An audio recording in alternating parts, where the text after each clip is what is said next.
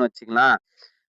சரியான உணவு முறை என்னான்னு அப்படின்னு கேட்டீங்கன்னா, எப்பொழுதுமே அந்த தானியங்கள்லாம் குடுக்குறப்ப பார்த்தா, கொஞ்சம் நல்லாவே மொள கட்டின தானியங்களா குடுக்கலாம். ஹைட்ரோபோனிக் குடுக்கலாம்.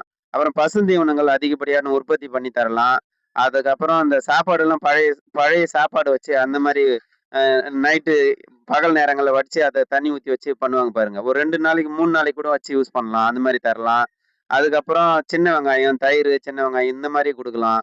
இந்த மாரி நம்ம வேக வச்சு ஒரு குளிர்ச்சியான ஒரு அளவுல நான் அந்த கோழிங்களுக்கு குடுக்கும்போது பார்த்தீங்கன்னாக்கா, அதனுடைய உடல்நிலை எப்பொழுதுமே ஹீட்டா இருக்குன்றது உங்களுக்கே தெரியும்.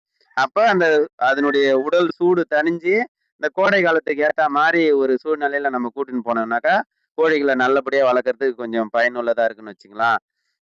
நான் என்ன செய்றேன் அப்படின்னு பார்த்தீங்கன்னாக்கா, கம்பு கம்பு வந்து இப்போதைக்கு மொள கட்டி குடுத்துருவோம். அ சாதாரண நாள்ல இந்த மழை காலங்கள்ல, பனி காலங்கள்ல நம்ம டைரக்ட்டா கூட அப்படியே பயன்படுத்த ஆரம்பிச்சு பயன்படுத்தலாம்.